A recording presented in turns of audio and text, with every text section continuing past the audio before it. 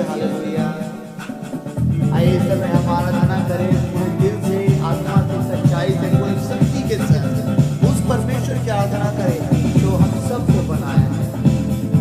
आइए प्रभु की बात करें। झूलिया झूलिया झूलिया मुझे झूलिया झूलिया झूलिया झूलिया झूलिया झूलिया मुझे झूलिया झूलिया झूलिया यीशु के नाम में, यीशु के साथ में, यीशु के बात में झूलिया, यीशु के रंग में, यीशु के रूप में, यीशु के प्यार में झूलिया, यीशु ने झूलिया झूलिया झूलिया झूलिया झूलिया मुझे झूलिया झूलिया झूलिया। Hallelujah hallelujah. प्रभु आपके नाम को ऊंचा उठाता हूं, सबसे ऊंचा और ऊंचा उठाता हूं। धन्यवाद प्रभु। यीशु तो है जिंदगी, आओ कर लो बंदगी, वक्त न फिर आएगा, दर्द दवा बन जाएगा। यीशु तो है जिंदगी, आओ कर लो बंदगी, वक्त न फिर आएगा, दर्द दवा बन जाएगा। हो गई जो देर तो उस बहुत पछताएगा। यीशु तो है जिंदगी, आओ कर लो बंदगी। ये दिल मसीह का तरसदार है, प्यार है प्यार है प्यार है, मुझे प्यार है प्यार है प्यार है प्यार है प्यार है प्यार है, मुझे प्यार है प्यार है प्यार है। वो मेरा प्यार है, मेरा करार है, मुझको ये सुखा इंतजार है। वो जल्दी आएगा, वो ले जाएगा, जन्नत में घर मेरा तैयार है। हालेलुया। मुझको यीशु से ही प्यार है, प्यार है प्यार है प्यार है, मुझे प्यार है प्यार है प्यार है। भरोसा तेरा कहाँ, भरोसा तेरा कहाँ, यीशु है बाहें फैलाए। धन्यवाद प्रभु। करता तू कहाँ, यीशु है बाहें फैलाए।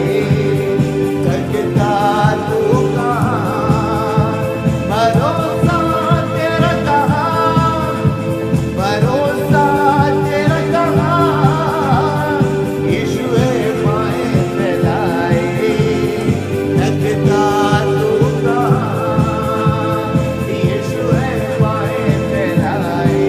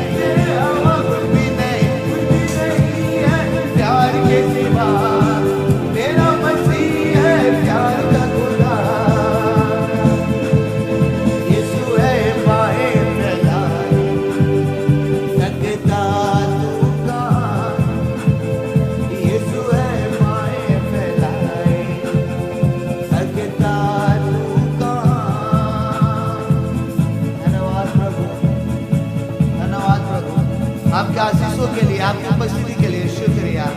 आपके नाम को प्रभु हम और ऊंचा और ऊंचा और ऊंचा सबसे ऊंचा उठाते हैं। तू ही महान है प्रभु। हालेलुया।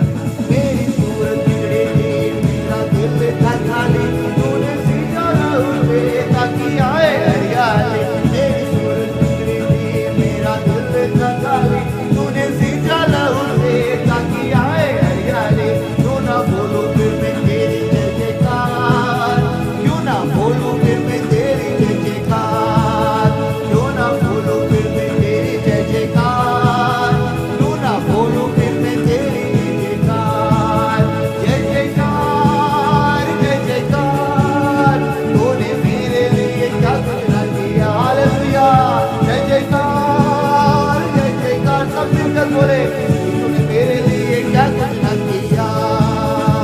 तेरा प्यार है महान, तेरा प्यार है महान, मैं जो पहले मुर्दा था तूने डाली मुझमें जान। तेरा प्यार है महान, तेरा प्यार है महान, मैं जो पहले मुर्दा था तूने डाली मुझमें जान। क्यों ना बोलूं फिर मैं तेरी जय जयकार, क्यों ना बोलूं फिर मैं तेरी जय जयकार, क्यों ना बोलूं फिर मैं तेरी जय जयकार, क्यों ना बोलूं फिर मैं तेरी जय जयकार। जय जयकार जय जयकार, तूने मेरे लिए क्या कुछ ना किया। जय जयकार जय जयकार, तूने मेरे लिए क्या कुछ ना किया। आई जीवन में खुशी, आई अपनी जिंदगी, तू है जिंदा सा किया, तूने यहाँ है किया। मेरी सूरत बिगड़ी थी, मेरा दिल था खाली, तूने सींचा उसे ताकि आए हरियाली। क्यों ना बोलूं फिर मैं तेरी जय जयकार, क्यों ना बोलूं फिर मैं तेरी जय जयकार, क्यों ना बोलूं फिर मैं तेरी जय जयकार, क्यों ना बोलूं फिर मैं तेरी जय जयकार। हाथ उठा के जय जयकार जय जयकार, तूने मेरे लिए क्या कुछ ना किया। धन्यवाद धन्यवाद प्रभु। जय जयकार जय जयकार, तूने मेरे लिए क्या कुछ ना किया। जय जयकार जय जयकार, तूने मेरे लिए क्या कुछ ना किया। जय जयकार जय जयकार, तूने मेरे लिए क्या कुछ ना किया। प्रभु हम जय जयकार करते हैं आपकी। आपने हमारे लिए क्या कुछ ना किया प्रभु, अब हमारे लिए क्या कुछ नहीं किए प्रभु। जब सबने छोड़ा तब तूने अपनाया प्रभु। अंधियारे मोर में प्रभु जब कोई ना था प्रभु, तूने साथ दिया। हमारे जीवन को प्रभु अपनी रोशनी से भरकर रोशन किया। शुक्रिया प्रभु, शुक्रिया। हालेलुया। प्रभु आपकी इबादत करते हैं, आपकी सजदा करते हैं, आपकी उपासना आराधना करते हैं। हमारी हर भक्ति को तू ग्रहण कर प्रभु। हालेलुया। Thank you Jesus. आइए हाथों को उठाकर, आंखों को बंद करके पूरे दिल की गहराई से आत्मा से भर कर बोले, दर्द जो है दिल में किसे वो बताऊं। हालेलुया। दर्द जो है दिल में किसे वो बताऊं। हंसते हुए हर जगह कब तक भला छिपाऊं। हंसते हुए हर जगह कब तक भला छिपाऊं। अंधियारे मोड़ पर छोड़ा सबने जो मेरा साथ। ऐसे में यीशु मसीहा थामा तूने मेरा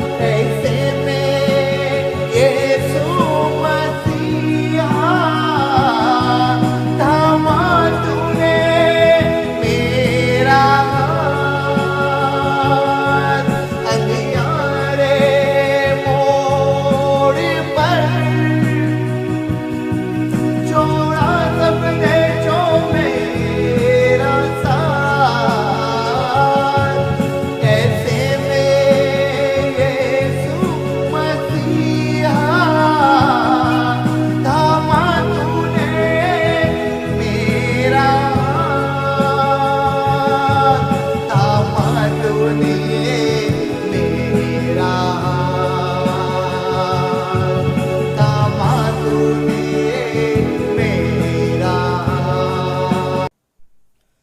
सभी को जय मसीह की, हालेलुया।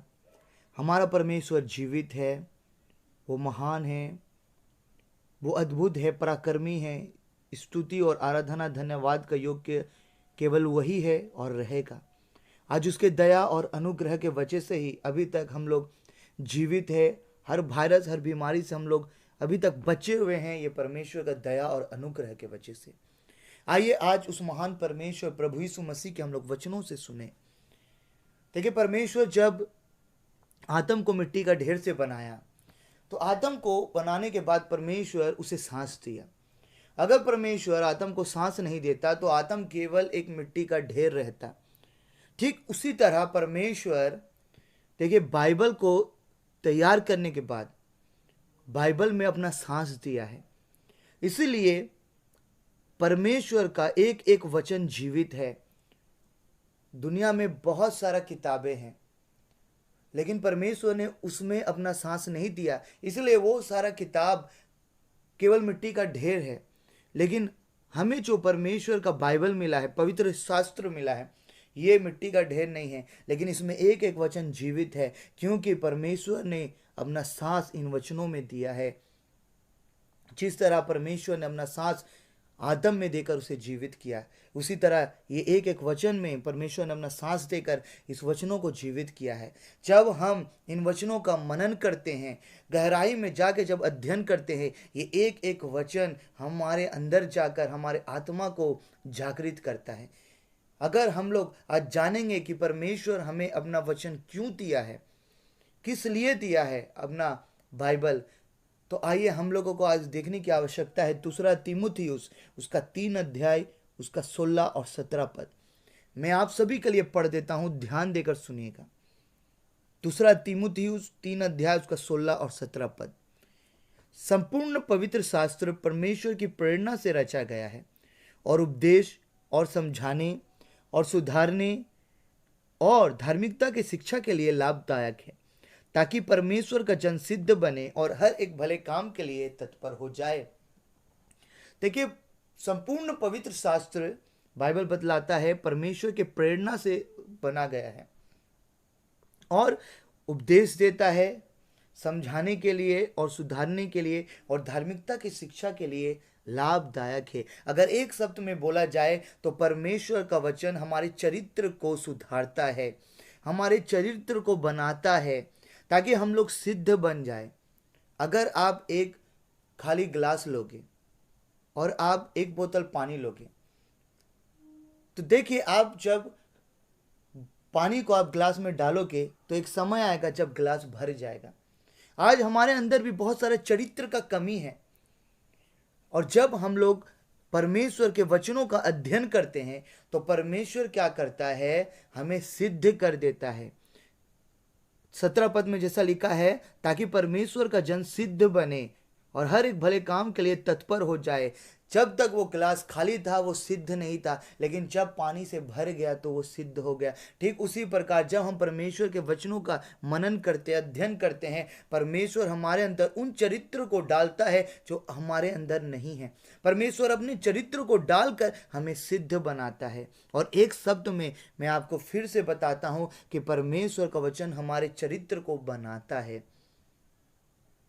इसलिए आज आप लोग समझो कि परमेश्वर का वचन अध्ययन करना कितना जरूरी है, कितना इम्पोर्टेंट है कि आप हर दिन आप बाइबल का अध्ययन करो। आप जब भी समय पाते हो आप बाइबल का अध्ययन करो। आज बहुत सारा लोग, पता है, बाइबल केवल इसलिए पढ़ता है क्योंकि उसको ज्ञान चाहिए।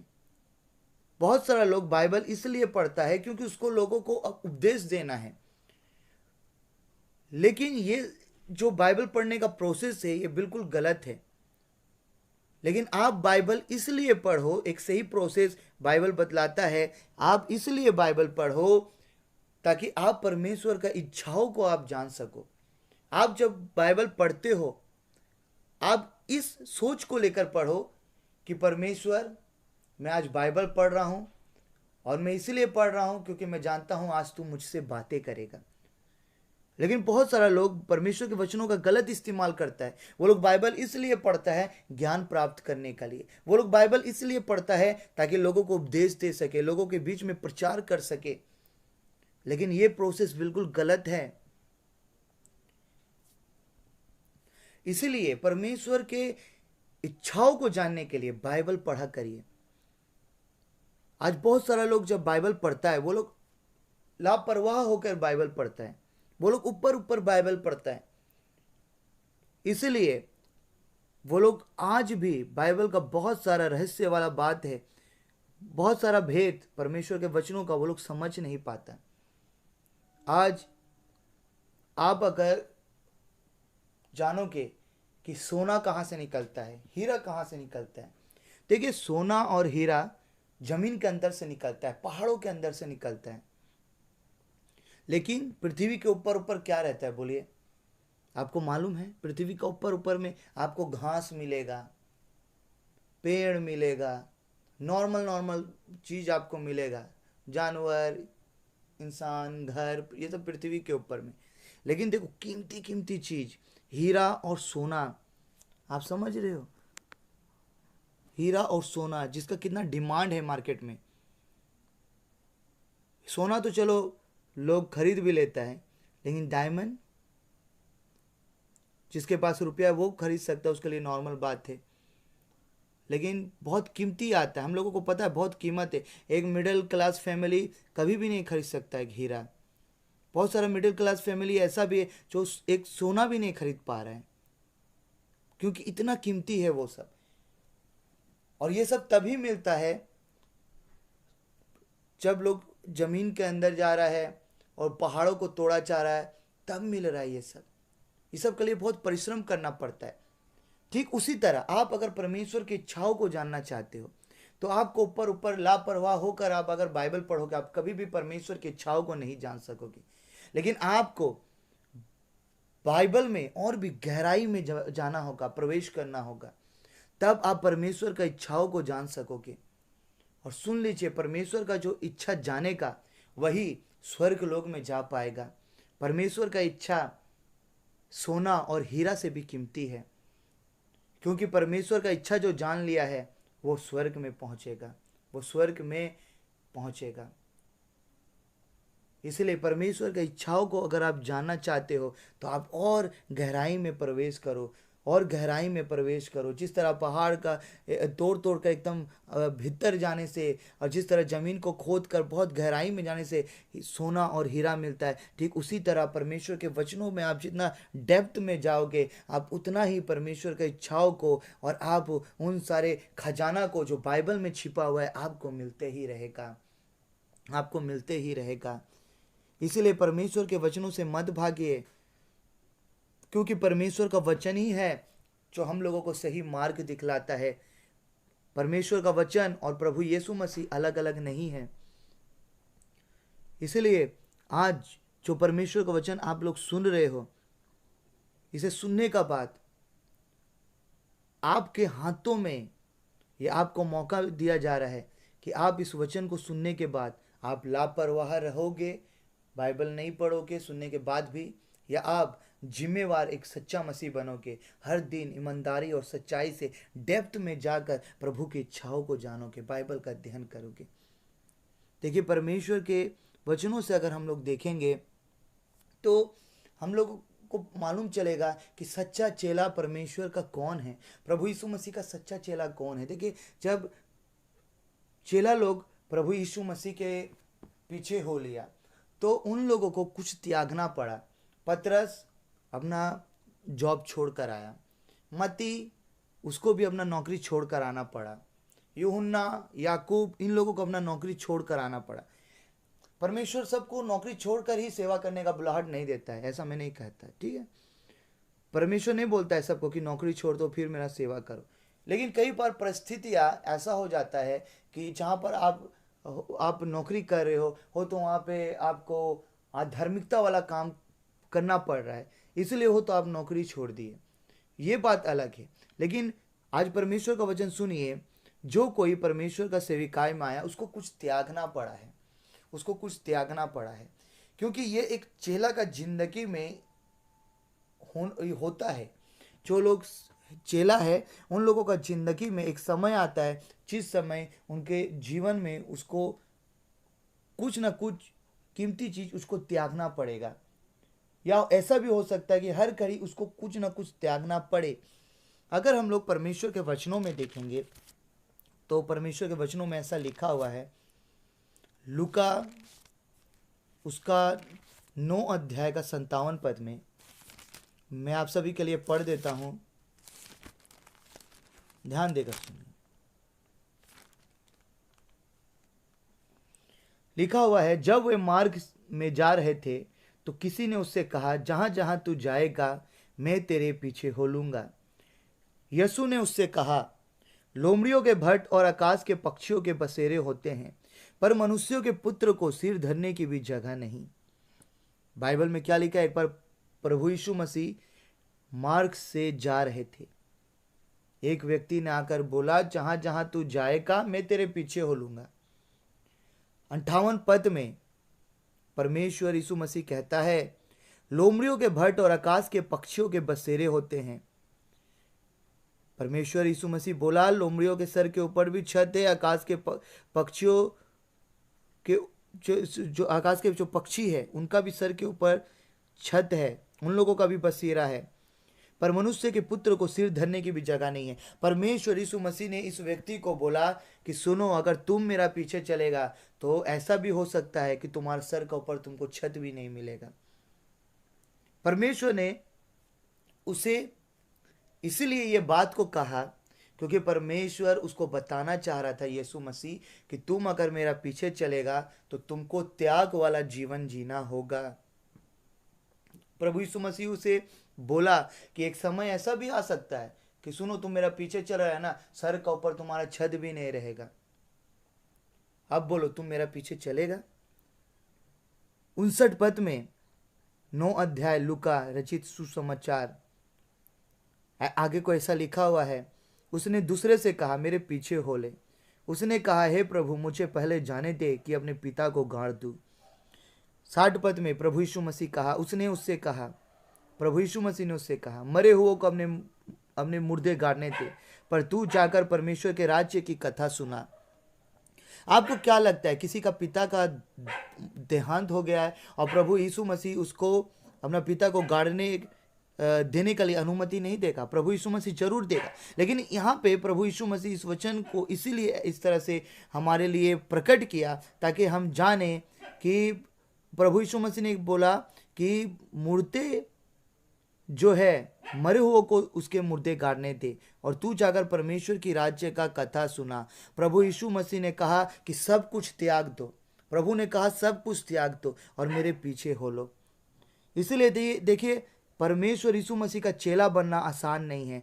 अगर आप विश्वासी हो तो विश्वासी आप जिंदगी भर आप मत रहो, क्योंकि विश्वासी, मैंने पहले भी कहा था कि विश्वासी लोग जो होता है, विश्वास तो बहुत कोई करता है प्रभु के ऊपर, शैतान भी करता है, और जो विश्वासी होता है एक समय उसका जीवन में ऐसा आएगा जब उसका जीवन में कुछ अच्छा नहीं होगा, उसका बीमारी ठीक नहीं होगा, उसका घर का आर्थिक तंगी ठीक नहीं होगा, उसका घर में उसका बहन बेटी का जब शादी नहीं होगा, एक समय आएगा कि वो प्रभु को छोड़ देगा जब उसको कुछ नहीं मिलेगा तो। लेकिन जो चेला होता है वो हर कष्ट में, हर दुख में, हर तरह का बुरा परिस्थिति में भी वो परमेश्वर को थामे रहता है। ये होता है एक चेला। इसलिए चर्च में विश्वासी पाया जाता है, लेकिन आज आप लोगों को मैं बताना चाह रहा, आप केवल चर्च में, आप किसी भी चर्च में जाते हो, आप केवल विश्वासी बन के मत जीना, आप चेला बनो। चेला का मतलब केवल ये नहीं है कि आप पुलपिट में खड़ा होकर आपको प्रचार करना है। चेला का मतलब ये नहीं है कि आपको पुलपिट में खड़ा होकर आराधना करना पड़ेगा, घर घर सुसमाचार सुनाना पड़ेगा। चेला का मतलब ये है कि आप अपना इच्छा को त्याग कर परमेश्वर का इच्छा को लेकर आप जीवन जीना शुरू कर दो। यहाँ पर देखिए, परमेश्वर बार बार त्याग का बारे में बता रहा है, त्यागने का बारे में बता रहा है, और ये एक चेला का जीवन में होना बहुत जरूरी है। 61 पद में ऐसा लिखा हुआ है, एक और ने भी कहा, हे प्रभु मैं तेरे पीछे हो लूंगा, पर पहले मुझे जाने दे कि अपने घर के लोगों से विदा ले आऊं। यीशु ने उससे कहा, जो कोई अपना हाथ हल पर रखकर पीछे देखता है वह परमेश्वर के राज्य के योग्य नहीं। तो प्रभु यीशु मसीह यहाँ पर भी त्याग के बारे में बताता है। त्यागना का मतलब क्या है, आज आप लोग समझो। त्यागने का मतलब होता है कि आप अपना इच्छा को त्याग दो और परमेश्वर का इच्छा को लेकर आप जीवन जीना शुरू कर दो। त्याग का मतलब क्या है कि आप अपना इच्छा को छोड़ दो और परमेश्वर को इच्छा को आप अपने जीवन में लेकर आप जीवन जीना शुरू कर दो। यही एक चेला का जीवन है। आप चर्च में आते हो, आप कोई मिनिस्ट्री नहीं करते हो, कोई बात नहीं है, लेकिन आप केवल विश्वासी रहने से नहीं होगा, आपको चेला बनना होगा। और जो चेला बनेगा उसको कुछ कीमत चुकाना पड़ेगा। जो चेला बनेगा उसको कीमत यही चुकाना है कि उसको हर दिन त्यागना है, अपना इच्छा को त्याग कर परमेश्वर का इच्छा को लेकर उसको जीवन जीना होगा। आप अगर बाइबल में देखोगे, अब्राहम, उसका कोई संतान नहीं था। अब्राहम का पत्नी सारा बूढ़ी हो गई थी, अब्राहम बूढ़ा हो गया था, अब्राहम का पत्नी बांझ थी, कोई संतान नहीं है।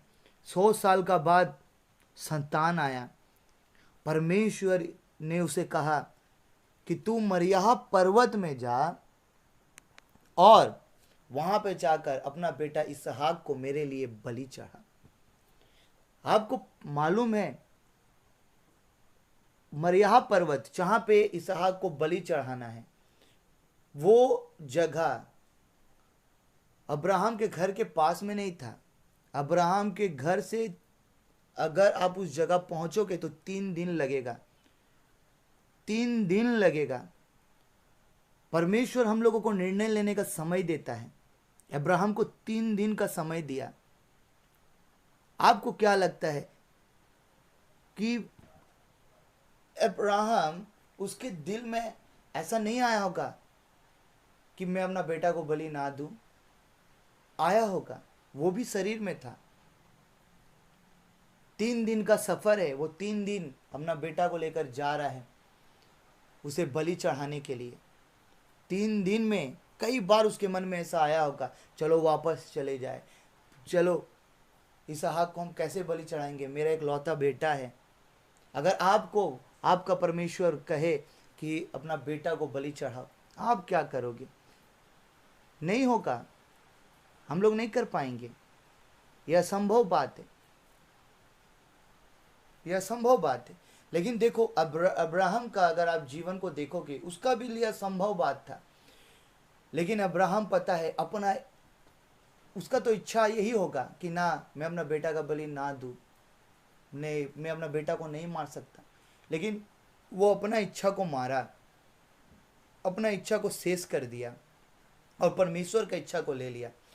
और जब वो चाकू लेकर, खंजर लेकर अपना बेटा को बलि देने जा रहा था, तब परमेश्वर ने उसे रोका और कहा, अब्राहम, मैं तुम्हारा खुददारी से खुश हूं, मैं तुम्हारा इस विश्वास योग्यता वाला काम से मैं बहुत खुश हुआ।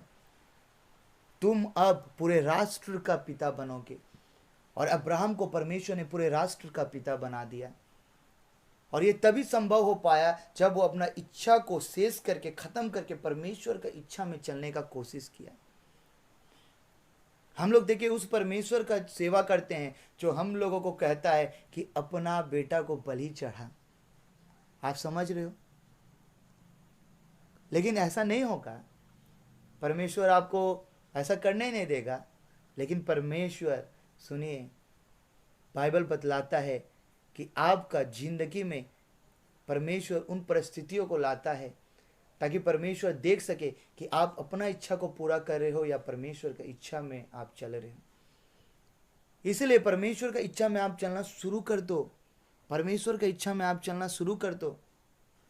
आज परमेश्वर का वचन आप ध्यान से समझो। आज मैं अगर मसीह लोगों से पूछूंगा कि प्रभु यीशु मसीह स्वर्ग छोड़कर क्यों इस धरती पर उतरा, वो लोग बोलेगा लोगों का पापों से लोगों को क्षमा करने के लिए।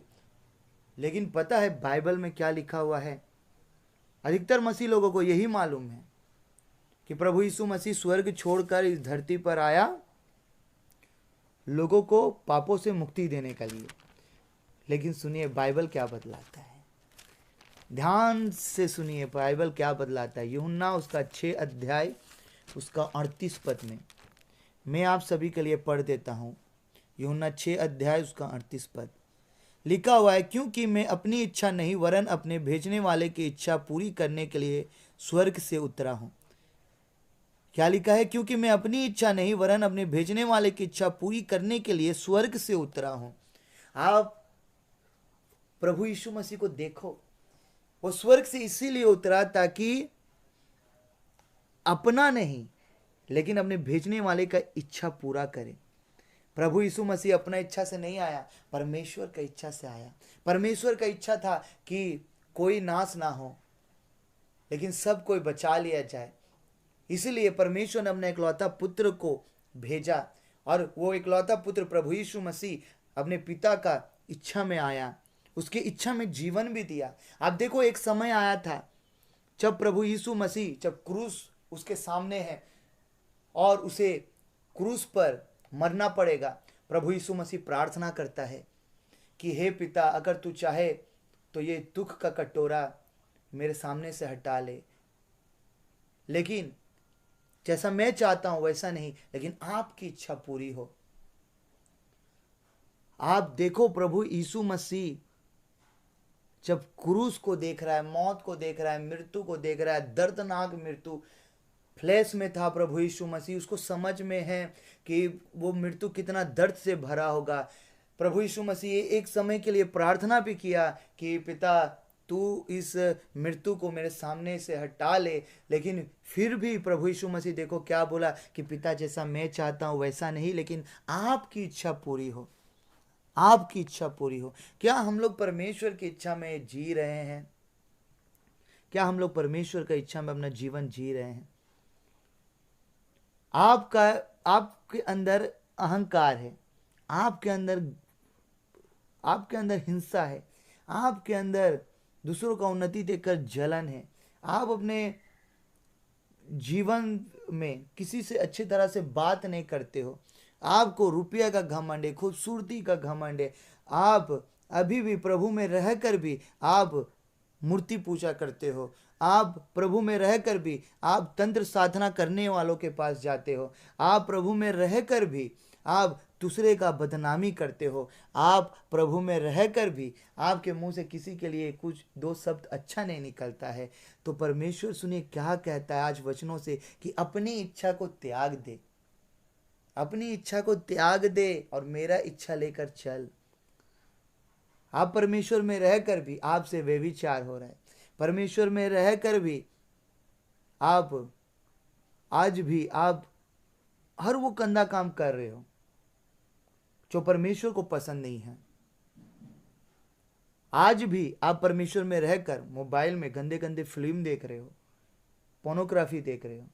आप आज भी परमेश्वर में रहकर भी आप अपने फोन का गलत इस्तेमाल करते हो, रात रात भर चैटिंग करते हो।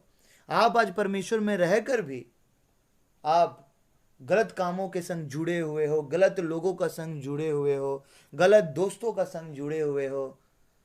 आप परमेश्वर में रहकर भी विश्राम पार का पालन नहीं करते हो। परमेश्वर यही कहता है कि अपनी इच्छा को मारते, अपना इच्छा को शेष करते और मेरा इच्छा लेकर चलना शुरू करते। और परमेश्वर का इच्छा यही है कि आपके अंदर परमेश्वर का चरित्र आ जाए। परमेश्वर का इच्छा यही है कि प्रभु यीशु मसीह का जो गुणागुण है वो आपके अंदर रहे, ताकि आपके उस चरित्र के द्वारा परमेश्वर का महिमा होने लगे। ध्यान देकर परमेश्वर का वचन और भी सुनिए, परमेश्वर का वचन क्या कहता है। देखिए, मुझे ऐसा लगता है और मैं आपको भी समझा रहा, 100 आदमी को चंगा करने से और 10 लोगों से दुष्ट आत्मा निकालने से कई ज्यादा उत्तम बात है कि आप परमेश्वर की इच्छाओं में चलो। फिर से सुनना, मैं फिर से आप लोगों के लिए कहता हूं, 100 आदमी को प्रार्थना करके चंगा करने से और 10-20 लोगों से दुष्ट आत्मा निकाला, इससे कई ज्यादा इंपॉर्टेंट बात है कि आप परमेश्वर की इच्छाओं में चलो, क्योंकि बाइबल में ऐसा लिखा हुआ है। मैं आप लोगों के लिए पढ़ देता हूं। मत्ती रचित सुसमाचार, मत्ती रचित सुसमाचार उसका 7 अध्याय का 22 पद लिखा हुआ है। उस दिन बहुत से लोग मुझसे कहेंगे, हे प्रभु, हे प्रभु, क्या हमने तेरे नाम से भविष्यवाणी नहीं की, और तेरे नाम से दुष्ट आत्माओं को नहीं निकाला, और तेरे नाम से बहुत से आश्चर्यक्रम नहीं किए? तब मैं उनसे खुलकर कह दूंगा, मैंने तुमको कभी नहीं जाना, हे कुकर्म करने वाले, मेरे पास से चले जाओ। देखिए, एक समय आएगा। कौन कौन समय का बात किया जा रहा है? न्याय का दिन का बात किया जा रहा है। न्याय का दिन में बहुत सारा लोग आकर, प्रभु का सेवक लोग बोलेगा, बहुत सारा प्रभु का पीछे चलने वाला लोग आके कहेगा कि हे प्रभु, क्या मैंने आपके नाम से भविष्यवाणी नहीं किया? क्या दुष्ट आत्माओं को नहीं निकाला? क्या बहुत से आश्चर्य कर्म मैंने नहीं किया आपके नाम से? प्रभु उन लोगों को नहीं पहचानेगा। प्रभु उस समय खुलकर सबको कह देगा कि मैं तुमको नहीं पहचानता, हे कुकर्म करने वाले लोग, मेरे पास से चले जाओ। इसीलिए भविष्यवाणी, बड़ा बड़ा भविष्यवाणी करने से कही जाता उत्तम है। हाँ, 10,000 से भी कही जाता, अगर आप भिन्न शब्दों में आप प्रार्थना करते हो, उससे भी कही जाता उत्तम बात है कि आप प्रभु की इच्छाओं में चलो, आप प्रभु की इच्छाओं में चलो। क्योंकि बाइबल में देखिए क्या लिखा है कि ऐसा ऐसा करने वाले नरक में चले जा रहे हैं। लेकिन बाइबल में क्या लिखा है सुनिए। मत्ती 7 अध्याय 21 पद में ऐसा लिखा हुआ है, जो मुझसे हे प्रभु कहता है, उनमें से हर एक स्वर्ग के राज्य में प्रवेश ना करेगा, परंतु वही जो मेरे स्वर्ग के पिता की इच्छाओं पर चलता है। देखिए, जो पिता का इच्छा में चलेगा वही स्वर्ग लोक में प्रवेश कर पाएगा। मैं ये नहीं कहता कि आप बीमारों के लिए प्रार्थना ना करो, आप भविष्यवाणी ना करो, आप इन सबको तुच्छ मत समझो, आप ये सब आप प्रभु की इच्छा में रहकर आप करो। लेकिन कही जाता, इन सब से भी कही जाता उत्तम बात है कि आप परमेश्वर की इच्छा में आप जीवन जियो, और परमेश्वर का इच्छा है कि आप पवित्र जीवन जियो। परमेश्वर का इच्छा है कि आप कुछ गुनाह ना करके आप परमेश्वर की धार्मिकता में जीवन जियो। क्योंकि देखिए, परमेश्वर सबसे पहले आया था लोगों के पाप के लिए, लेकिन अब परमेश्वर यीशु मसीह का द्वितीय आगमन होगा, प्रभु धार्मिक लोगों के लिए आएगा। और अगर आप परमेश्वर की इच्छाओं में आप जीवन जीकर, अगर आप एक धार्मिक इंसान बनकर आप रहोगे, तो प्रभु यीशु मसीह का जब द्वितीय आगमन में प्रभु यीशु मसीह आएगा तो वो आपको अपने संग स्वर्ग में भी लेकर जाएगा। इसीलिए आज से परमेश्वर का इच्छा को जानना शुरू कर दीजिए, परमेश्वर के इच्छा में जीवन जीना शुरू कर दीजिए। आइए इस समय हम लोग आंखों को बंद करेंगे और हम लोग प्रार्थना में जाएंगे। हे महान सामर्थी परमेश्वर प्रभु यीशु मसीह, हम धन्यवाद देते हैं प्रभु कि तूने परमेश्वर अपना वचन प्रभु ज्ञानियों को नहीं लेकिन मूर्खों पर प्रभु जी परमेश्वर पिता प्रकट किया। परमेश्वर पिता, आज प्रभु जो लोग परमेश्वर डॉक्टरेट किया है, पीएचडी किया है प्रभु, जो लोग बहुत सारा थियोलॉजी लेकर स्टडी किया है प्रभु, वो लोग भी आज प्रभु ज्ञानी पंडित लोग प्रभु बाइबल पढ़ रहा है, लेकिन वो लोग आपके वचन का भेद नहीं समझ पा रहा है। लेकिन प्रभु तूने हम मूर्खों पर प्रकट किया, और आपका परमेश्वर पिता वचन वो लोग जरूर समझता है, वो लोग प्रभु जरूर आपके वचन का भेद समझेगा। जो लोग प्रभु नम्र हृदय लेकर आपके बाइबल को पढ़ेगा, प्रभु साफ हृदय लेकर आपके वचनों का अध्ययन करेगा, और प्रभु परमेश्वर जो केवल ज्ञान पाने के लिए नहीं, जो केवल परमेश्वर पिता प्रचार या उपदेश देने के लिए नहीं, लेकिन जो कोई परमेश्वर बाइबल पढ़ता है आपकी इच्छाओं को जानने के लिए, प्रभु वो अपना जीवन में बहुत ज़्यादा धनी इंसान बनेगा। और वो परमेश्वर पिता धनी इंसान उस तरह से बन रहा है परमेश्वर कि वो स्वर्ग में बहुत सारा धन इकट्ठा कर रहा है। प्रभु आपकी इच्छाओं को जानकर, इच्छा में जीकर प्रभु हम आज प्रार्थना करते हैं प्रभु यीशु मसीह, जितने भी लोग आज वचन सुन रहे हैं उनको ब्लेस कर। आज परमेश्वर पिता लोगों में उस जागृति को उंडेलते परमेश्वर कि हर दिन प्रभु और डेप्थ में जाकर प्रभु बाइबल का अध्ययन करे, और प्रभु आपकी इच्छाओं को जानकर आपकी इच्छा में चल सके। प्रभु अपने लोगों के कानों को खोल परमेश्वर प्रभु यीशु मसीह, ताकि वो आपके प्रभु आवाज को सुन सके प्रभु, और आपके दिखाए हुए राहों में चल सके प्रभु। हम प्रार्थना करते हैं प्रभु कि परमेश्वर आज जितने लोग वचन सुन रहे हैं सबको फिर से जागृत करते। जो परमेश्वर पिता, परमेश्वर देख प्रभु प्रार्थना नहीं कर रहा था, बीते दिनों में हम लोगों ने प्रभु सिखाया प्रभु कि किस तरह से प्रभु प्रार्थना किया जाता है। प्रभु हम लोगों ने सिखाया प्रभु वचनों के द्वारा कि प्रार्थना करने वाले कभी हारते नहीं। और प्रभु जिस तरह तूने उस वचन के परमेश्वर पिता सुनकर जो ग्रहण किया प्रभु, उन ग्रहणकारियों के जीवन में प्रभु काम किया, उनको अच्छा प्रार्थना जीवन दिया, उसी तरह प्रभु आज जो कोई इन वचनों को प्रभु अम्ल करके प्रभु अपने जीवन में ग्रहण कर रहा है वो एक अच्छा प्रभु अध्ययनकारी इंसान बनेगा।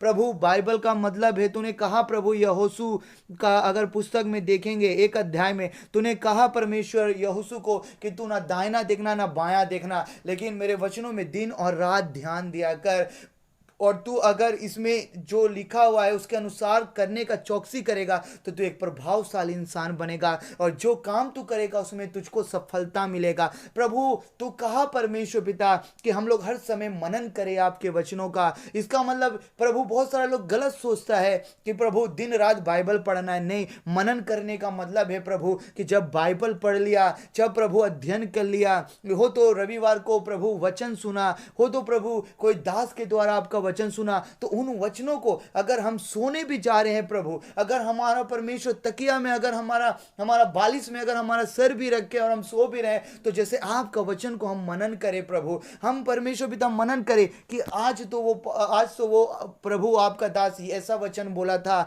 और वचन में ऐसे सिखाया था।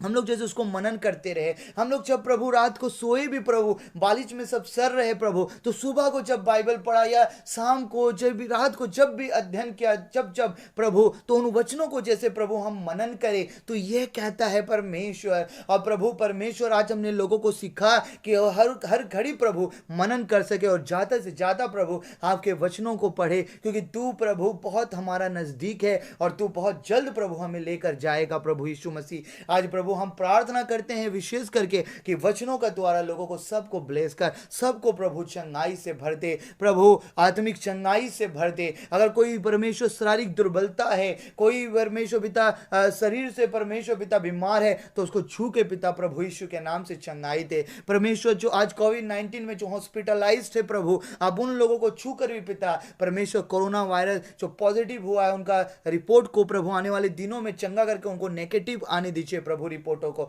और प्रभु सबको चंगाई दीजिए। हालेलुया। हम प्रार्थना करते हैं फादर इन जीसस नेम प्रभु कि जो लोग प्रभु आज तकलीफ में हैं, जो लोग प्रभु आज मुसीबत में हैं, प्रभु तू उनको उनके तकलीफों से, मुसीबतों से प्रभु परमेश्वर बचा और प्रभु आशीर्वाद कर प्रभु। परमेश्वर जिनके पास भोजन नहीं है उनको भोजन दे प्रभु, और प्रभु और हम सबको प्रभु अपना आत्मिक भोजन हर दिन दिया कर प्रभु। हम अपना सारा जीवन प्रभु आपके चरणों में अर्पित करते हैं प्रभु। हम सारे बातों में आपको आदर और महिमा और स्तुति देते हैं प्रभु। हम धन्यवाद करते हैं प्रभु कि आपने हमारी प्रार्थना को सुना है प्रभु और हमारे प्रार्थना का उत्तर दिया प्रभु। सारा सप्ताह भर हमारे संग रहे और हमें प्रभु हर पल अगुवाई कर प्रभु, हर पल अगुवाई कर, ताकि हम आपकी इच्छा में चल सके और आपको भाते रहे। सारे बातों में आदर महिमा आपको देते हैं और स्तुति प्रशंसा आपको देते हैं, आराधना उपासना आपको देते हैं पिता प्रभु यीशु मसीह। और प्रभु यीशु मसीह आपके नाम से ये प्रार्थना चाहते हैं, आपके नाम से हम कहते हैं आमीन।